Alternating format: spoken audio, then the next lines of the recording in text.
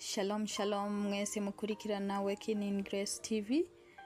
Uno musi ngomba dusangire ijambo ry'Imana. Harimwo kandi n'ubutumwa buhanura abantu benshi muri kino gihe. Turifashisha umurongo uri muri Hosea igice ca 4 umurongo wa 6. Ijambo ry'Imana riratubwira riti: abantu banje baranduwe no kutagira ubwenge. Weko wataye ubwenge, nuko nanje nzoguta, ntuzoba ukiba umuherezi wanje. Ko wibagiye ivyagezwe vyanje Imana yawe, nanje nzokwibagira abana bawe. Iri ni ijambo ry'Imana ritubwira riti: abantu b'Imana muri kino gihe bishwe no kutamenya. Abantu b'Imana bariko barahona, bariko barapfa bazira ukutamenya mu bintu bijanye n'udustrategy Satani azanira abantu akabereka. Bo bakabona kumenga turasayangana kandi ari utubajana mu mahonero. Akarorero, muri no misi haraharawe ibintu bijanye n'ama anniversaire canke guhimbaza amasabukuru, aho usanga abantu bakoranira ku guhimbaza isabukuru y'umuntu, ugasanga n'abatamuzi bose bajamwo ngo bariko bahimbaza isabukuru y'umuntu batanazi. Ikibazo abo bantu babashiramwo baba babashizemwo kubera iki? Canke izo sabukuru zitegurwa n'abantu batari nyenebo, hama n'uwo muntu ugasanga niyo sabukuru ariko arategurirwa ntayazi. Murumva neza ko ivyo bintu vyoba ari ibintu vyiza? Mu bisanzwe umuntu yaravutse niwe amenya igihe yavukiyeko, n'abavyeyi biwe ndetse n'abo bavukana bagaheza bakamenya itariki yavukiyeko kugira ngo bayihimbaze mu muryango. Ariko usanga abategura iyo sabukuru benshi ntibaba ari nabo muri uwo muryango. Benshi baba ari abagenzi, baba ari abantu b'inyuma y'uwo muryango. Ugasanga bariko baratoza amahera bakanduza, uwo muntu ntiyabibabwiye, uwo muntu nta na kimwe yabamenyesheje. Hari n'igihe niyo sabukuru aba adategura kuzoyihimbaza, mugabo bo bakiyumvira mu kibanza ciwe ngo bagomba bamugirire vyiza. Abantu rero benshi bariko bahonera muri ivyo bintu. Nimukanguke murabe neza, ayo n'ama strategy Satani ariko arakoresha muri kino gihe kugira ngo ahonye abantu b'Imana. Murakoranira hamwe, mugasangirira hamwe, mukiginana mwibaza ngo muriko muhimbaza amasabukuru y'amavuko, naho hariho ibindi vyategekanijwe bijanye no guhimbaza imyuka mibi canke gusenga abadayimoni biba vyategekanijwe mwe mutabizi. Abana b'Imana rero bariko barahona bazira yuko batabazi ivyateguwe muri ayo masabukuru.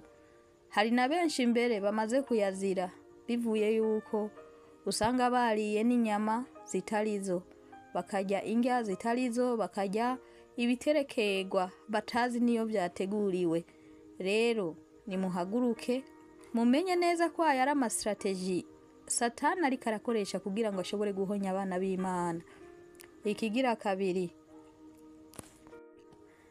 n'abagore bibungenze, aho umugore usanga ategurirwa imyambaro y'abana canke y'umwana azokwibaruka n'abandi atanazi.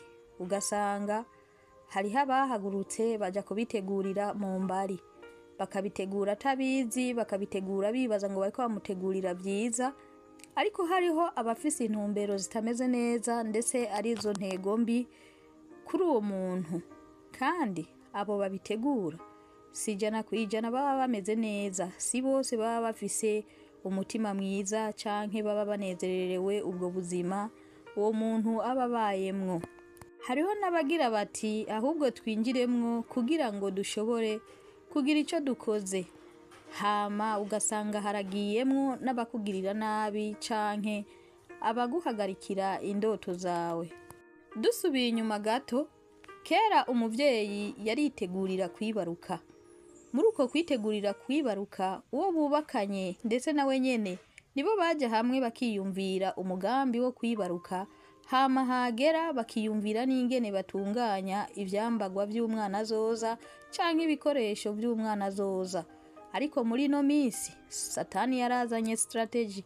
Iyo strategy rero niriko irahonya abana b'Imana, iriko yica inzoya, iriko yica abavyeyi mu kuzana ivyambagwa canke igategurira abo bavyeyi ibikoresho batazi niyo vyaje biva, bakaza babona barabagemuriye.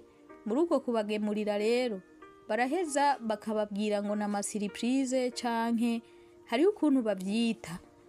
Hari ivyo batanga umwana ataravuka, hari n'ivyo batanga umwana yaravutse.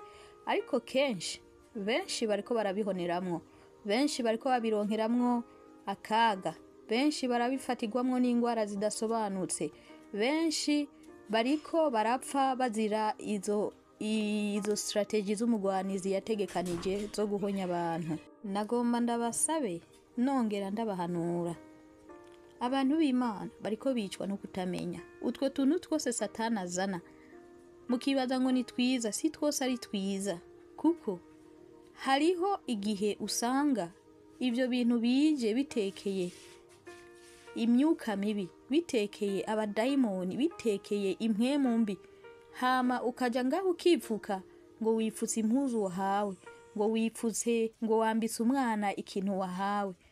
Ivyo bintu ni mubihagarike. Ugatwara inda ukabona ko atakintu ufise ushiramwo uwo mwana, urazogenda wewe nyene uterereze, ariko hareke kubaho abaterereza ku bwawe utabibatumye. Nimurabe rero, nimuze muhave musanga musheshe mutari buyore. Ivyo ndababwira ndabifitiye ubuhamya, kuko najewe byarambaye ko nasanze hariho byinshi biba muri iyo misi mikuru, hariho byinshi biba muri utwo tuntu dutegurwa mu mbari. Kandi ntugire ngo Satani aca mu batagukunda. Satani akoresha abagukunda nyene, bajya ubona ko bari hafi yawe, bajya ubona ko bagukunda, bajya ubona ko umenga ntaco wobahisha, bajya ubona yuko bari kumwe nawe cyane, bakwegereye gose gusumba n'abandi. Nibo Satani acamwo kugira ngo ashobore gushika kuri ayo mahangiro. Iyo ni strategy abadayimoni bateguye kugira ngo bashobore gukoresha. Hama mugabo abana b'Imana nabo ntibigeze bamenya iyo strategy. Icyanyuma nagomba kuvuga ni ku kintu kijanye n'umunsi mukuru uwo ari wo wose ugaragaza umuneza nke mu buzima bwawe. Nibaza ko iyo minsi mikuru yogabanuka. Ushima, shima Imana. Shima Imana, ushimire mu muryango wawe, ushimane n'abawe. Hama ureke gutuma ko abantu baza kwirwa baranagusesaguza. Hagarika ukaronka inzu, reka gutuma ko abantu ngo baze kuraba iyo nzu, ahubwo shima Imana ko wayironse. Hama uyiryamemwo neza. Ikindi gihe bazoyikubonamwo niyo utoba wabatumyeko. Niwagura imodoka, si byiza ko wemerera abantu bagufasha kuyitota, kuko iyo modoka waguze ni gwawe, kandi wewe wayiguze kuko Imana yabonye ko bikenewe kuyigura. Hama abo bantu nubwo utobahamagara ngo muyifete canke ngo muyigine, bazoyibona uyigenderamwo, kandi bazobona wibuko ari igikorwa c'Imana yagukoreye. Niwarangiza amashure naho nyene nuko, ico kintu cyose ciza kikubayeko mu buzima, shima Imana. Shima Imana, fata umwanya ukengurukira Imana gusumba yaho wogaragaza canke wohaya ico kintu waronse, kuko mu guhaya ico kintu niho havamwo amashari, niho havamwo inzankano, niho havamwo uburozi ndetse no kwicana. Rero fata umwanya wiyumvire imbere yo gutegura ikintu nk'icyo cyo guserebra ikintu ciwawe waronse c'akamaro. Ntituvuze ngo ntiduserebra, duserebra ku munsi. Mu gatondo byutse serebra ko Imana yaguhaye umunsi mwiza wo kunezererwamwo. Misi yose Imana idukorera ibikomeye, ibuka ko Imana ariyo iduha byose. Serebra Imana, ushimira Imana, kandi ubandanye ushima no mu bo mubana ushima, mu mvugo zawe habemwo gushima, hama ivyo bindi navyo uvyirekere.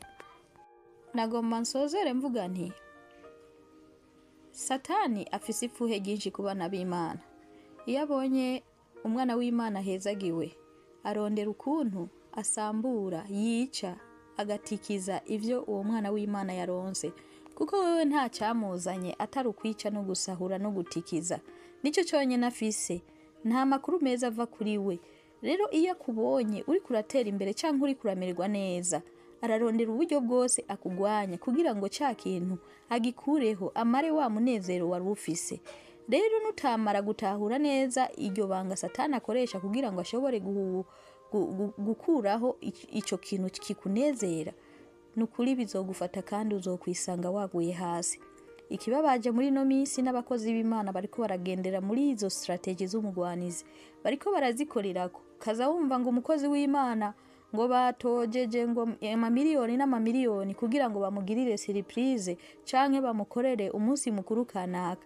Nukuri abana b'Imana bariko barahona, abana b'Imana bariko bagendera mu biterekegwa, bariko bagendera mu bigigwamana, bariko bagendera mu bintu bibi cyane kandi biriko birica abantu benshi.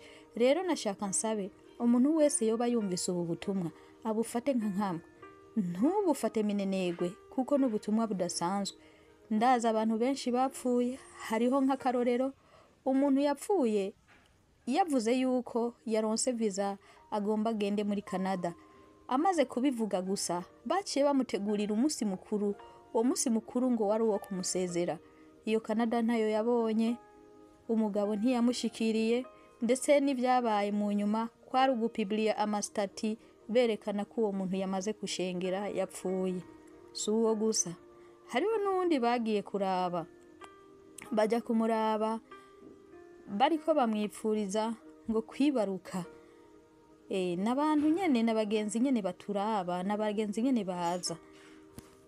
Abo rero bari baje kumwipfuriza kwibaruka no kwitegurira umuzo w'umwana, barabikoze baraheza.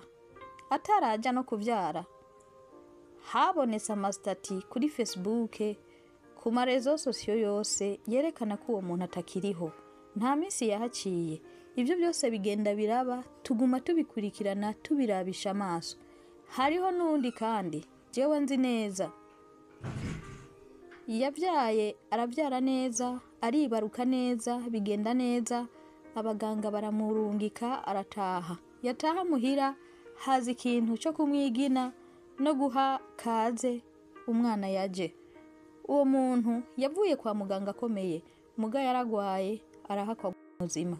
Bisigura rero yuko uri n'amatwi niyumve, hama mureke gutwagwa n'ibije byose, mureke gukurikira ikintu cyose kije, kuko byinshi biza bisayangana siko byinshi biba ari byiza.